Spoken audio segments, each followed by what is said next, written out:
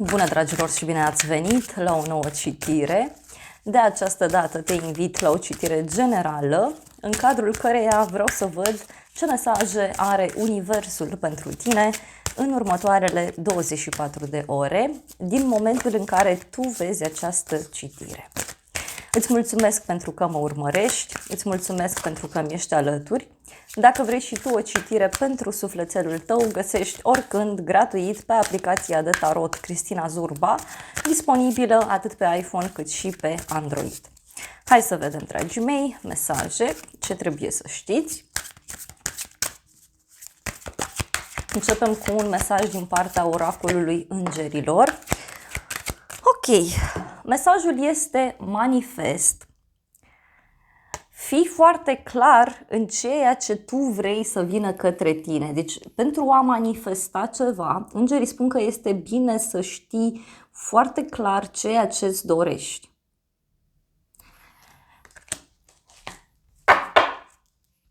Transformare. Unii vă doriți o transformare. Da? Transformare de la întuneric la lumină. Vreți să faceți lumină. Doar că simt aici o oarecare teamă. Da? Este o teamă. Cineva zice, da, dar nu-i sigur. Ceva nu-i sigur. Calea pe care tu o alegi depinde de tine. Deci depinde de tine în legătură cu o frică.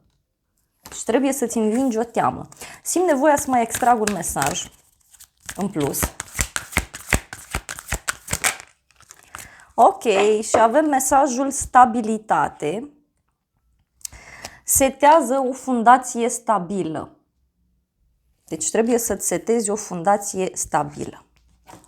Bun. Și din nou, la baza pachetului este acest mesaj care vorbește despre transformare. Hai să vedem și tarotul ce părere are. Bun. A început citirea. Multe mesaje.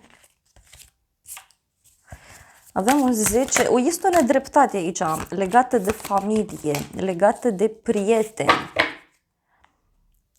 Regele de bâte, cavalerul de monede, 6 de spade. Cineva face un drum, da? Un drum în interes financiar. Sau o persoană este pregătită să vină către tine cu o ofertă. Poate e cineva de la drum care se pregătește să-ți dea o veste, se pregătește să vină către tine cu o propunere. Regele de bâte înseamnă o conexiune cu o zodie de foc, leu, berbec, săgetător, dar înseamnă și un personaj foarte hotărât, foarte sigur pe el. Cel puțin cu acest cavaler de monede lângă îi dă o mai mare stabilitate. E cineva care face multe drumuri sau are de rezolvat multe lucruri legate de bani. Dar simt aici foarte puternic faptul că acest bărbat are o influență extraordinar de mare în viața ta, cel puțin în acest moment. Pentru unii are legătură cu o afacere sau are legătură cu o pasiune foarte puternică. 10 de monede. În acest moment te văd aici înconjurat de un grup de oameni. Familia este importantă, casa este importantă. 10 de monede înseamnă și o conexiune cu niște prieteni foarte buni. Dar 7 de bâte, uite, e ca și cum iei atitudine privind acest grup de oameni din care faci parte. Le dai un exemplu. Sau mă mai pot gândi pentru alții dintre voi că are legătură cu o dorință mare de a construi o familie, de a aduna oameni buni în jur, de a avea oameni frumoși alături. Ai pe cineva care se luptă aici pentru o casă, pentru un teren. Hai să vedem despre ce este vorba cu 10 de monede.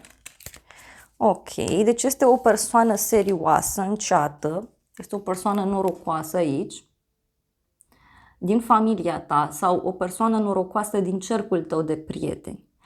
Mai simt aici și faptul că tu îți conștientizezi puterea și atunci ești gata să riști. Să vedem 7 de monede despre ce vorbește.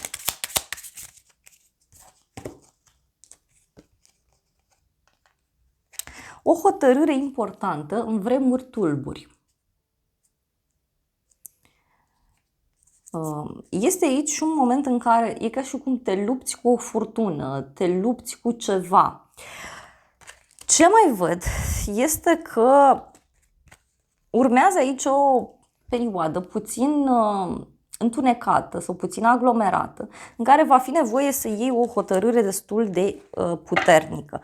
Poate să însemne și că un prieten vine către tine și îți dă o veste, cum că a găsit o soluție, doar că soluția asta presupune să lupte foarte, foarte mult.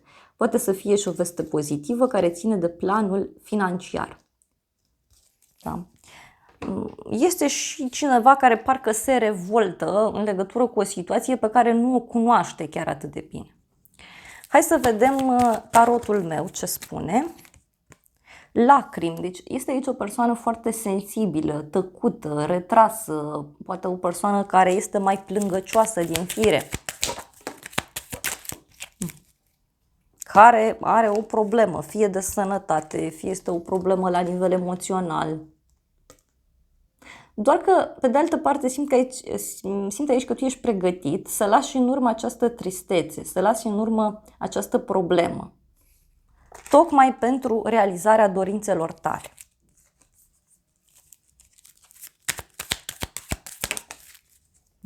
Și avem așa că te dorește cineva. Deci e o persoană aici care totuși te dorește. Avem luna, este o oarecare confuzie aici din punct de vedere financiar sau din punct de vedere profesional. Văd o conexiune cu o femeie foarte intuitivă, doar că este o femeie care fie e neliniștită, are o problemă la nivel emoțional, fie este vorba despre o decizie pe care vrei să o iei. Doar că încă nu vezi lucrurile clar. Magicianul, o conexiune aici cu zodia Pești, Fecioară, Gemeni. Sunt multe lucruri aici adunate care trebuie rezolvate. Doar că, repet, momentan ceva nu-i clar. Magicianul poate să reprezinte și faptul că te pui pe lucru. Da? Vrei să faci ceva, dar fie vrei să faci ceva de unul singur, fie vrei să faci lumină în această problemă. Atenție puțin la eventuale propuneri care se fac. Bun, hai să vedem luna, despre ce vorbește. Avem femeia și florile. E ceva legat de o femeie care agită spiritele sau faptul că partea emoțională poate să domine din acest punct de vedere. O femeie care vrea mereu iubită, apreciată, doar că personajul ăsta e cam neliniștit aici. Să vedem magicianul ce spune. O veste pe care o primești, văd aici, care are legătură cu un sfârșit. Deci cineva care îți dă o veste, cum că își dă demisia, că pleacă. Pentru unii este vorba despre finalizarea unei etape. Da? Ceva se finalizează.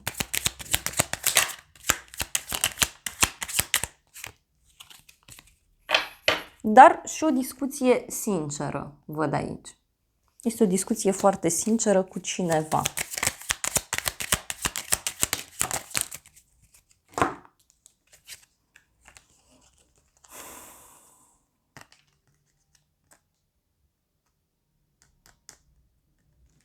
Vestea asta poate să vină undeva pe la amiază sau la o zi sfântă, la o zi mare.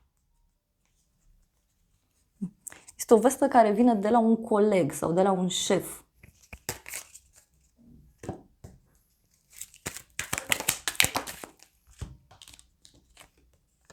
Uite, o veste care apare cu un noroc neașteptat. E ceva absolut fantastic pentru tine. Să vedem surpriza. 9 de spade. Surpriza este o persoană puțin stresată. Surpriza poate să vină la o vreme de seară. Văd pe cineva care nu poate să doarmă sau cineva care are probleme în general cu liniștea. Și avem regina de bâte. O conexiune cu o zodie de foc, leu, berbec, săgetător. Surpriza este de la o persoană care are o presiune foarte mare psihică asupra sa. Este vorba despre o persoană foarte energică, plină de viață. Pentru femei poate să reprezinte și o rivală, dar pe de altă parte surpriza poate să țină de ceva ce te pasionează, ceva ce îți place.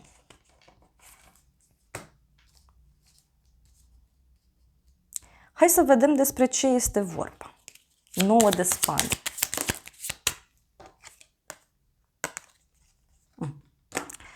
O persoană care este foarte rigidă, văd aici, și din acest motiv se gândește așa mult.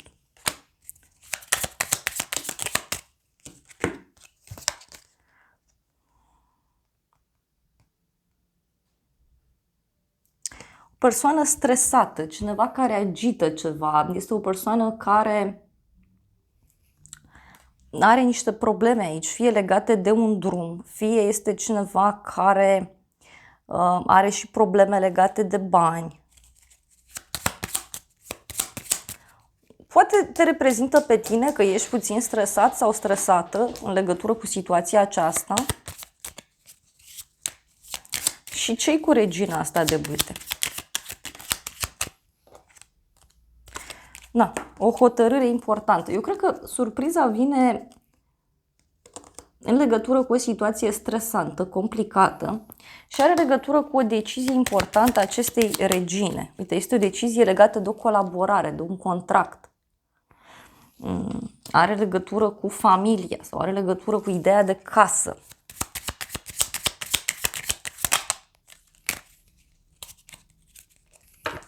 Este o veste bună, uite, care ține poate de partea profesională.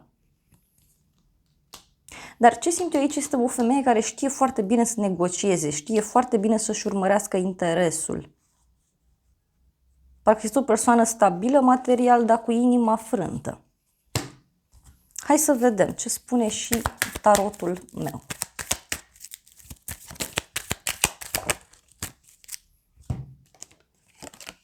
O bucurie mică și proces și judecată. Surpriza este o hotărâre importantă care se ia sau o discuție pe care o ai față în față cu o persoană fie mai tânără, fie este o persoană mai sensibilă sau este vorba despre un copil. Cineva care are niște conflicte, cineva care are niște probleme destul de mari. Mai vreau o carte.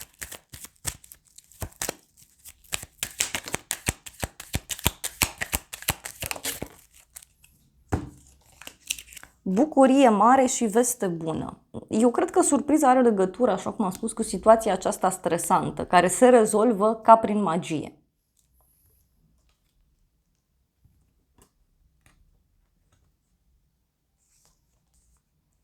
O zi plăcută, surpriză, musafir. Ești cineva care parcă te sună și îți spune, uite, vreau să vin în vizită, vreau să vin spre tine, vreau să îți spun ceva. Și are legătură cu un drum lung, surpriza asta. Deci niște vești de la drum lung. Hai să vedem și oracolul ăsta ce spune.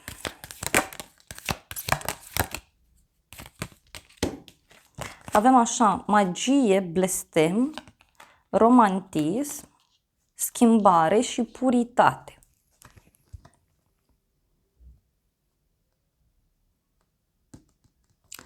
Eu cred că este o perioadă așa foarte complicată, o perioadă în care parcă totul n-a mers, parcă a fost întunecat, parcă, nu știu, uneori ai spus că parcă sunt blestemat sau blestemată. Și uite, aici apare vestea bună, da? Apare purificarea, apare o veste extraordinar de interesantă de la o persoană sinceră.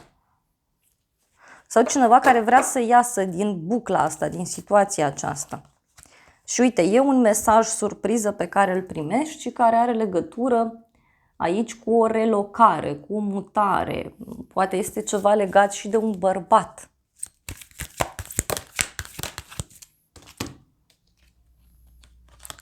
Avem o femeie matură, o femeie puțin supărată, care trece printr-o schimbare. Schimbarea asta e bună.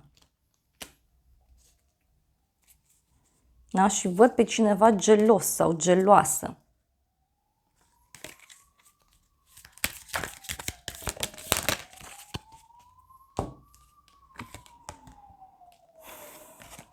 inamic aici care vrea să coopereze, care vrea să facă pace. Da? Deci poate surpriza vine de la persoana aceasta care vrea să facă pace.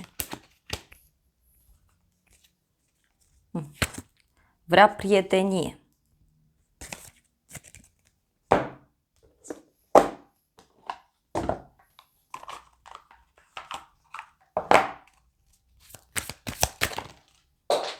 Ok.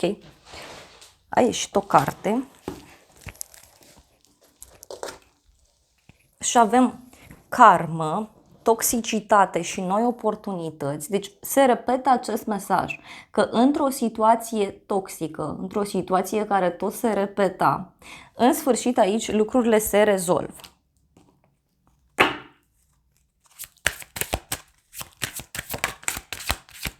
Avem o persoană care este apropiată de sufletul tău foarte mult sau poate este ceva legat de o relație.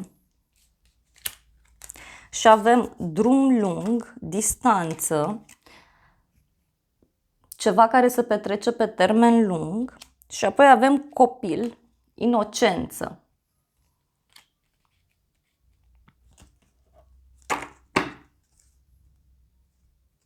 Și avem o nouă iubire, o persoană necunoscută. Deci poți să cunoști pe cineva nou.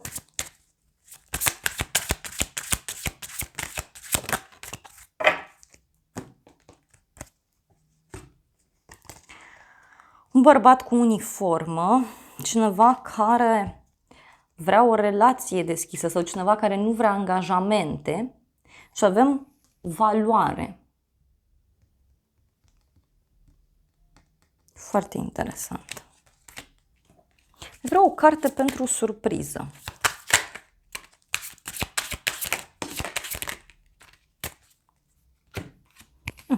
Surpriza, uite, vine cu cineva care își deschide inima așa brusc în fața ta și are legătură, uite, cu o iubire sinceră, o iubire adevărată și avem un rege de gheață, un șef, un antreprenor și o femeie brunetă.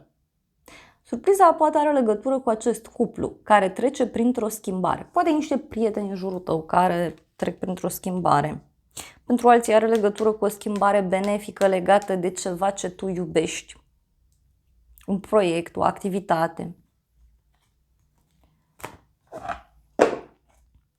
Hai să vedem ce spun îngerii romantici.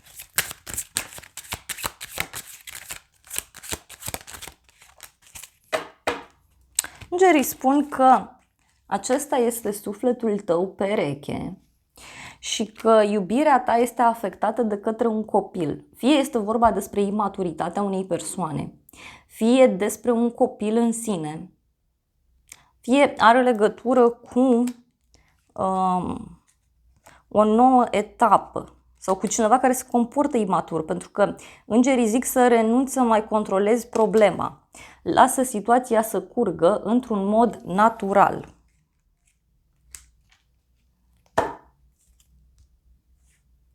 Și că ai încredere că foarte curând se va decide ceva într-o situație complicată.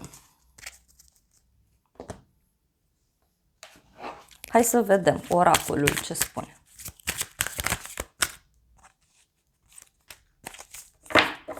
Și avem așa, frumusețea, a simți și a vedea frumusețea în fiecare și în orice, face să înflorească puterea ta de atracție. Apoi avem focalizarea, concentrează-te asupra scopului tău și o mare putere interioară te va înălța în planul sufletului tău. Deci ne-am întors iarăși la ideea de manifestare. Eu cred aici că în primul rând trebuie să faci pace tu cu tine, ca mai apoi lucrurile să se așeze. Da? Trebuie să vezi frumusețea în fiecare lucru, să te concentrezi pe ceva anume.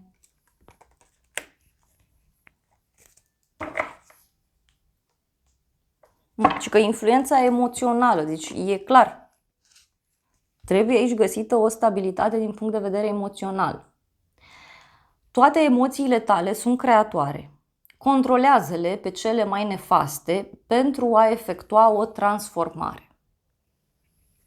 Și e ceva, simt eu, legat și de o relație. Hai să vedem ce spune acest oracol.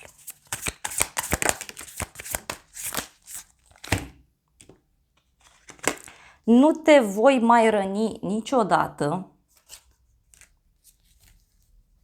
Am renunțat atunci când te-am văzut cu altcineva. Iartă-mă. Încerc să mă țin tare, dar pe dinăuntru mă doare tot ce s-a întâmplat. Eu cred aici că e vorba despre niște destăinuiri pe care cineva ți le va face. Cineva căruia îi pare rău pentru ceea ce a spus. Și care totuși speră că tu ești bine.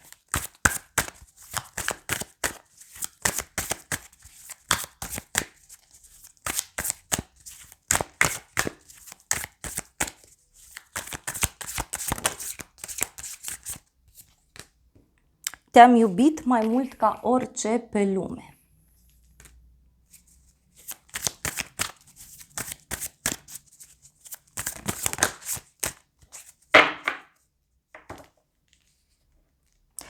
Este o persoană aici cu niște regrete, uite. Spune că oricât de greu ar fi, voi lupta.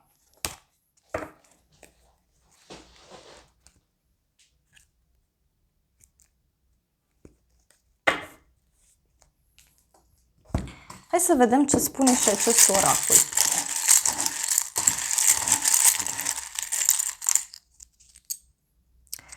Frumos, culoarea mov, deci din nou emoții, planul spiritual, bărbat, organizare, companie plăcută, luna septembrie, cifra 9, deci este vorba despre un final, zodia balanță, zodia fecioară și avem mesajul te iubesc invincibil. E cineva aici care vrea să-ți fie alături. Da? Este un bărbat alături de care te simți bine, poate să fie o persoană foarte muncitoare, organizată sau cineva care este foarte mult concentrat pe muncă și care îți poate face aceste declarații. Dacă ești bărbat, simt eu că este energia ta și este o persoană care începe să te vadă așa. Avem inițiala F cu mesajul fermecat, vrăjit, un cadou, călăuzire, cifra 8, putere, pasiune și ultimul mesaj, piedici, inițiala P.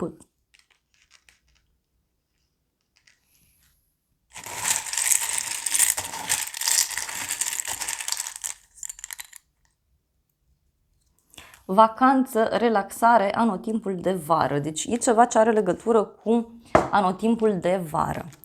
Dragilor, acestea au fost previziunile de această dată. Eu îți mulțumesc pentru prezență, te îmbrățișez cu drag. Sper din suflet să-ți fie de folos informațiile și să ne revedem cu bine și data viitoare. Eu îți doresc să ai parte de o zi sau de o seară cât mai frumoasă și îți reamintesc cu drag de aplicația de tarot Cristina Zurba, disponibilă atât pe iPhone cât și pe Android. Te îmbrățișez cu drag, îți mulțumesc încă o dată că mi-ai rămas alături și să ne revedem cu bine și data viitoare.